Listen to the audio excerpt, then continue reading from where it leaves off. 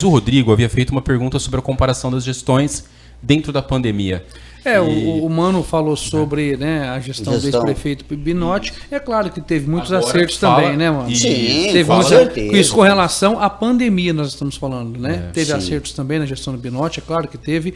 E queria que só você falasse sobre a gestão do prefeito Miguel, esse um ano, né, de pandemia.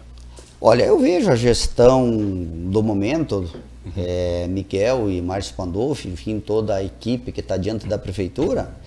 Eu acho que a questão da pandemia, houve muita omissão por parte do Poder Executivo.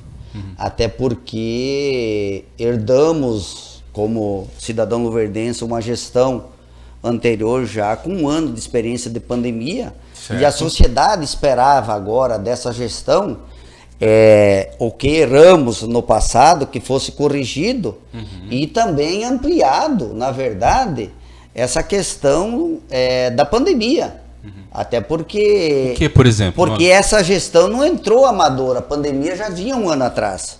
O próprio sistema de você tirar da forma que estava, quando estava no auge, no forte, aí desse um ano atrás, sim. de criar essas estruturas diferenciadas para separar o público, fazer as políticas públicas diferenciadas. Quero falar ainda, agora que me veio em mente, da gestão anterior do ex-prefeito Binotti, sempre deixou o Hospital São Lucas enforcado na corda, 3, 4 meses, médico atrasado salário, isso não existe. Para que deixar no extremo do extremo? Sabendo que quem banca esse custo sempre foi o município, desde a história da fundação, quando houve lá da gestão Taviano Pivetta, do primeiro mandato. Sim. Para que você deixar a corda estrangulada e ficar 1 metro com a língua para fora? Faça a sua obrigação, seu dever de casa. Como é que o médico vai trabalhar motivado, os servidores, a instituição, o Hospital São Lucas sendo mal falada por não pagar, por uma gestão, uma questão de ideologia, eu acredito. Sim. Então eu vejo assim que o Hospital São Lucas é o único que temos que cuidar com carinho. Certo. Dentro das prerrogativas de cada um, é claro, fiscalizar, mas na hora correta e na hora certa, fazer a fiscalização. Essa atual gestão. Nós temos o Dr. Nelson Zegava, que eu tenho muito carinho e muito respeito por ele. Dr. Nelsinho. Dr. Nelsinho. Dr. Nelson é um e Dr. Nelsinho é outro. Que é o Dr. Nelsinho. Ele estava morando dentro do hospital. Isso não é justo como médico, como pessoa, como ser humano, também como servidores, pegando da parte de zelar o hospital, da parte de limpeza até o mais alto escalão. Sim. É inadmissível, em pandemia, Rodrigo, Jorge, população luverdense, você pode dispensar todo o processo burocrático da legislação. Para atuar em modo emergência, né? Em emergência, você pode contratar, você não precisa fazer concurso, você não precisa licitar, mas é claro, com responsabilidade de ter o serviço e não o que a gente viu dos grandes centros. Sim. São Paulo, Rio, enfim, dos grandes centros. A nossa gestão aqui ainda foi melhor do que nesses lugares maiores, né? E aí, voltando à pergunta do Matheus, e a gestão atual? Em relação à pandemia, que você estava agora comentando, e você voltou na gestão do Binotti. Não, mas eu fiz questão de voltar porque houve um sacrifício muito grande. E eu deveria ter elencado lá e não comentei. Entendi. E essa questão dessa atual gestão poderia estar fazendo muito mais, sim. Por quê? Porque veio do mesmo modelo da gestão anterior. Certo. Trata-se. Você acha que era só ter mantido? Não, melhorado. Por quê? Porque recurso tem. Tanto a nível federal, tanto a nível estadual, quanto a nível local. O Lucas do Rio Verde arrecada muito bem. O que falta é você elencar as prioridades que é na área da saúde. Não, nós vamos dar prioridade porque é pandemia. Sim. O que nós vamos fazer? Vamos tirar esse público de pandemia, ou no estádio, ou num ginásio de esporte, ou numa praça, e vamos atender esse público lá. Diferenciar, separar. Sim. Por quê? Porque não são grandes estruturas. Lucas não é uma metrópole, não é uma capital, não é um grande centro. O investimento, pelo que arrecada, é insignificante, só que não foi dado prioridade e não foi elencado ela como uma gestão se tratando como vidas. Então eu vejo que o comércio quebrou, o comércio penalizou, o comércio está com dificuldade. Muitos quebraram, agora acredito, do jeito que está aí, vai ter que começar a tomar algumas medidas diferentes de novo, porque está solto, a rédea está solta. Certo. Nós não vemos movimento da gestão a nível de mídia, a nível de atitude, algo concreto para que você faça o dever enquanto prefeito, enquanto gestão, para que você tenha um melhor atendimento, que você evite a propagação do Covid.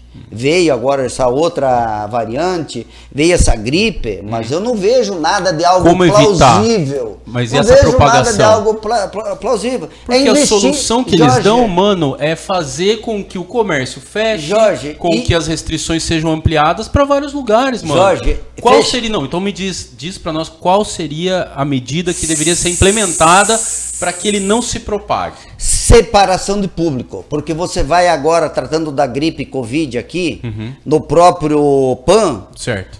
Tem pessoas que ficam 12 horas para ser atendida, não tem nem cadeira para sentar, a pessoa já está debilitada, já está doente. Mas ali não está separado? Isso mano? foi feito no ano passado. Não, a separação foi feita no ano passado. Separado, aí mano. Com a diminuição de casos, voltou a se atender não, todos. Mas está sendo atendido agora sim, tudo normal. Tudo junto. O ano passado fez a separação, que atendia Covid lá no bairro Menino Deus e alguns outros lugares, mas os casos de urgência e emergência, ele cai aonde? É no PAN. Hospital. Não, mas foi separado. Foi separado. No ano passado foi separado. Até que os urgência e emergência foi lá pro bairro Rio Verde. Não, mas escuta, né? e eu lhe pergunto para vocês agora, com todo respeito e carinho, pelo Jorge, pelos nossos ouvintes, os telespectadores, a população luverdense e pro Rodrigo. Sim. E a hora que fecha o PSF, esse público foi aonde? Pro Rio Verde, Hospital. Hospital? Foi pro hospital. E pro PAN. Não, pro PAN era fechado só para Covid. Naquela época, sim. Quando fechou-se, usou o PAN apenas para Covid, era fechado, era atendimento até às 6 para Covid. Aí lá dentro tinha até pessoas internadas, inclusive 2 colegas da rádio se internaram no PAN, né, eles foram atendidos lá dentro, e era apenas atendimento para o PAN, nessa época em que o PAN era direcionado apenas para Covid. Hoje não. Hoje, depois se liberou, agora está sendo atendido todo mundo, mesmo nesse início, e está preocupante, porque ontem foram 53 casos, hoje mais de 60, eu acho que logo vai ser tomada, a gente espera que seja tomada alguma providência nesse sentido que Rodrigo, você disse. por que eu faço questão de falar e devolver a pergunta para vocês e para a população, até para prestar atenção? Eu estou só verificando as perguntas aqui, tá? Na semana de Natal e de Ano Novo, do ano retrasado, eu, meu pai, minha mãe e minha esposa pegamos Covid. Eu levei meu pai todo dia a tomar medicação na veia, no PAN. Era tudo junto.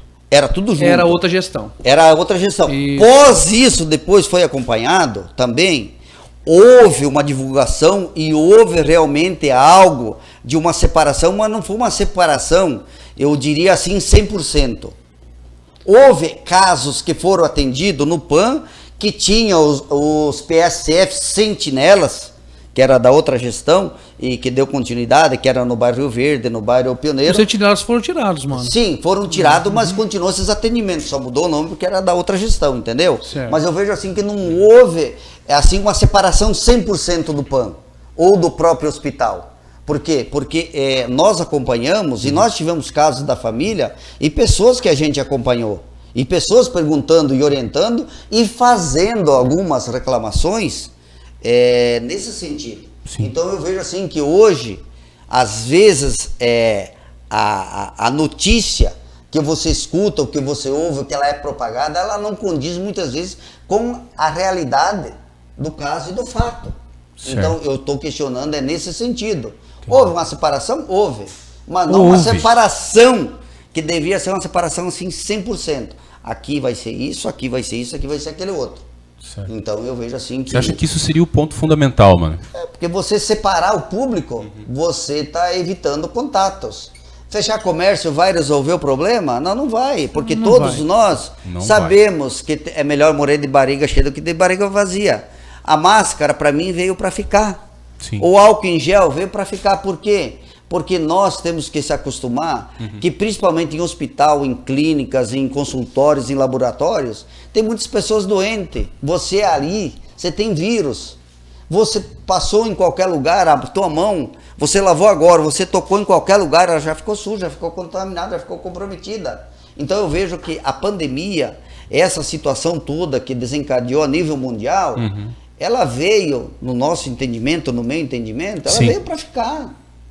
Sim, eu não Ela tenho veio- dúvida. ela veio pra ficar. 2022 e estamos vai ainda vir não falando da mesma 2023, coisa. vai né? vir 2024 e veio para ficar. Umas vidas foram ceifadas por negligência, por irresponsabilidade.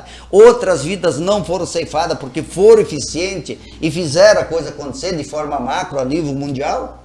Então, quer dizer, cada um com a sua consciência, cada um com a sua responsabilidade. Certo. Nós estamos aqui hoje fazendo esse feedback aqui, Isso. sem querer estar atacando o A ou B. Nós estamos falando o pouquinho de conhecimento que a gente tem, o pouquinho de experiência que a gente tem e o que a gente viveu e está vivendo e prevendo o amanhã. Perfeito. O amanhã não pertence a mim, é só Deus. Mas toda a gestão ela tem que ter um cronograma, um planejamento estratégico. Sim. Para amanhã, para depois de amanhã, enfim, para o É mandato. isso aí.